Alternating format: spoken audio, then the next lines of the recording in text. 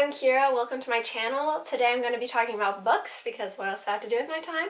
But specifically book recommendations if you need a little last minute book present for one of your friends or maybe a sibling or a grandkid or just yourself if you're looking for some recommendations. I'm going to be tackling sort of a younger, more like 8 to 12 kind of recommendations for that age, and then more teenage recommendations because those are the categories that a lot of books that I love really fall into. So yeah, that's what I'm going to be doing today. Yeah, let's just jump right into it, I guess. The first book I'm going to be talking about in the younger sort of age category is Book Scavenger by Jennifer Chambliss Bertman. This is a book that I really love. I haven't reread it recently, but I read all 3 books in the series. They're very fun, very good books, basically about this girl who she moves to a new place, and so she's sort of discovering stuff. She's learning about herself, and then she's making new friends, specifically with someone who lives in her building, James, who ends up being her friend and sort of sidekick. Basically, they go on these sort of scavenger hunts and solve these puzzles and clues, so it's a mystery, but it's very puzzle-centered, which I think is a lot of fun. Personally, I think it's fun as a younger kid, too, to sort of guess along with them. So if you know someone in your life who really likes a mystery or like clues or learning different types of puzzles to solve, this could be a really interesting thing for that. The next book that's kind of similar to this one in that it has like a similar quest aspect to it is Greenglass by Kate Milford. This is a fun book. It has a different vibe from Book Scavenger. It's a very holiday vibe, honestly. It's basically living in this green glass house, which is kind of this hotel slash inn where this family lives, and people will come and stay, and it's kind of this big inn cloaked in snow, curl up at the fire with some hot cocoa. It's very winter vibes, very Christmas vibes. So again, similar age group to Book Scavenger. If you know someone who really likes the Book Scavenger series, this could be a fun one. Anyway, vice versa. Different places, different settings, but I think very similar quests. So if you know someone who's liked one of these books, maybe you could get them the other one. So yeah. The next book is The Elephant in the Room by Holly Goldberg Sloan. I actually have this one as well. This is a really sweet book. It's basically about this girl, Sila, whose mother is currently in Turkey trying to get immigration paperwork. So it kind of follows Sila's adventures while her mother is away and sort of what she gets up to. It has a lot of themes of family and friendship. Basically, she makes friends with a lot of unlikely people. This sort of grandfatherly figure, this one boy, and then an elephant. So it's very fun to see what Sila gets up to. It's also a very heartfelt book. I feel like this one is good for a lot of different ages. A very fun read-along, like if maybe you're a parent reading to like a younger kid. I think it's good themes, you know. There's an elephant, so it's fun, but then there's more interesting plots to delve into as well. And obviously the title is a fun play on words, The Elephant in the Room. So yeah, that's The Elephant in the Room. Then the next one we have is The Witch of Blackbird Pond by Elizebeth George Speare. Again, this is in the younger age group, sort of, you know, not quite teenager, but I think this one could be kind of both. I think it's a really, really good book. It's basically a sort of a historical fiction set in 1687 Connecticut. This girl moves there when her grandfather dies, who she's been living with in like the Bahamas or something, and she moves there, and it's just a very sweet tale of her getting to know this extended family that she's never met before, and she doesn't quite feel like she fits in this Connecticut small town, and so she makes friends with this lady who's kind of like kicked out from the town, like she's very separate from them, and everyone in the town thinks that this lady is a witch because she's a Quaker. And so Kit, our main character, makes friends with her, and I feel like it's a very insightful story. Like, it has a lot of value because it's interesting to learn about these sort of things, but also it's fun. You know, there's a lot of fun things that happen. It's very fun to see the characters develop. There's a little bit of romance, but it's sprinkled into the amount that it feels like accurate for the time. So this is a fun book to learn something without thinking that you're learning something. So love that one. And then the last one we have for sort of this younger age category is Complete Works of Shakespeare Illustrated version. If this is the one I have, it's the Usborne version, and I really like this. I think it's very fun for someone who already loves Shakespeare, or maybe someone who wants to get into Shakespeare. Basically, for each Shakespeare play, let me try and find one. It has this sort of beautifully illustrated page of that talks about each character or each more main character and a little blurb about them so you can remember. I know even if I'm reading through like the real Shakespeare and like the full version, I love having this open next to me so I can remember who all the characters are and go back to them. I'll have this specific one. It's on Amazon and a bunch of other places. I'll have it linked below.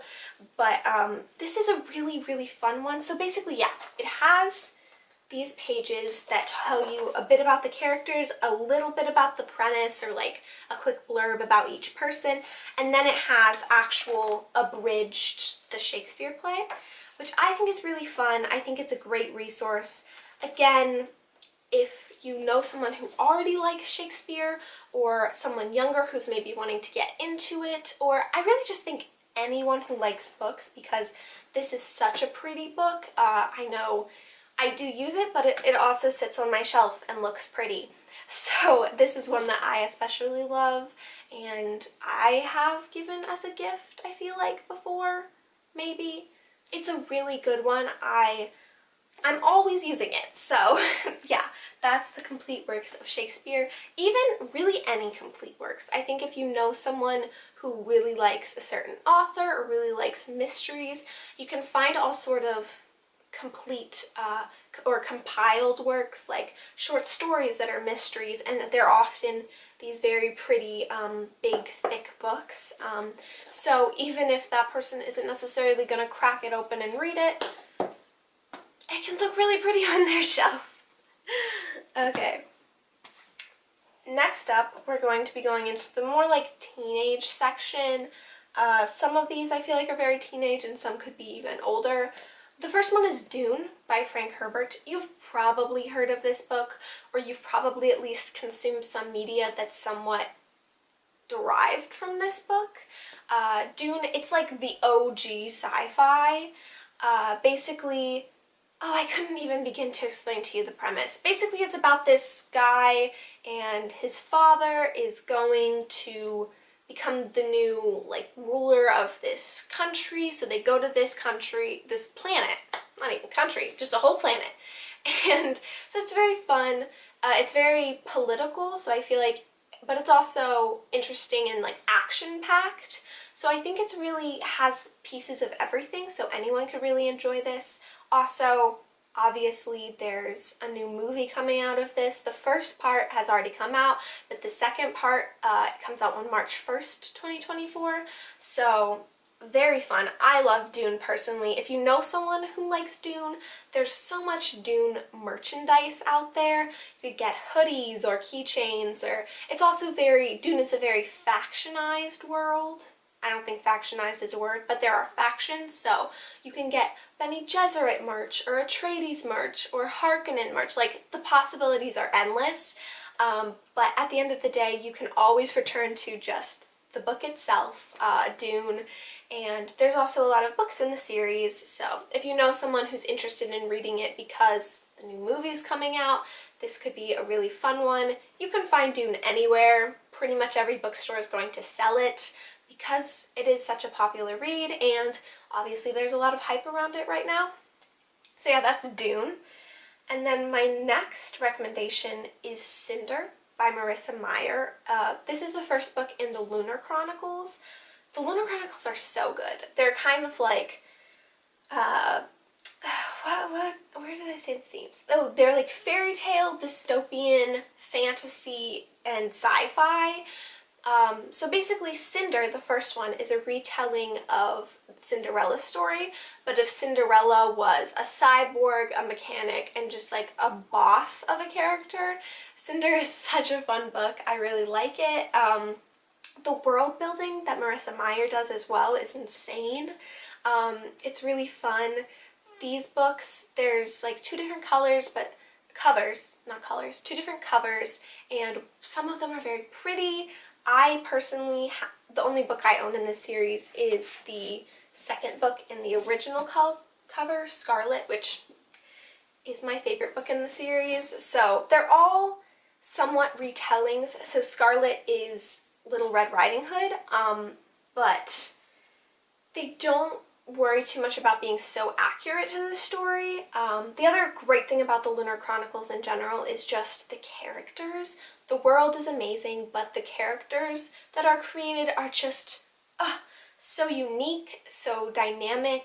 The lines don't really get blurred between the characters. They're all very distinct as to who they are, but they all get like their own self and their own time. So these are also dual POV, or maybe even multi-POV by the end, like you're getting kind of everyone's perspective. So this is a really great series that builds on itself, so I definitely recommend picking up the Lunar Chronicles for someone who might be interested in that sort of fantasy, retelling, sci-fi, dystopian, futuristic world in general. And then the next one we have is a mystery, In the Hall with the Knife by Diana Peterfreund. I don't know if I'm saying any of these names right, but that's okay.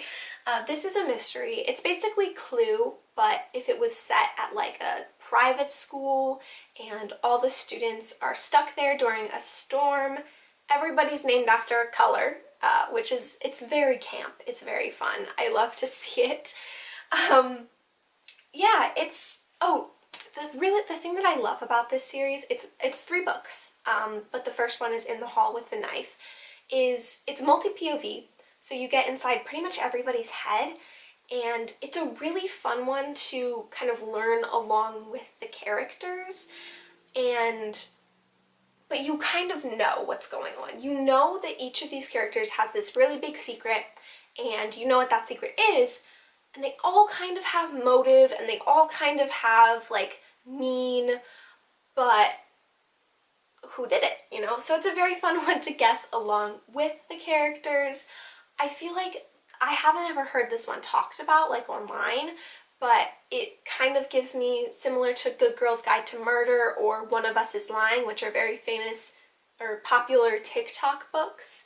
So if you know someone who loves those books, or someone who's just obsessed with Clue for some reason, I would really recommend this series. It's a fun one.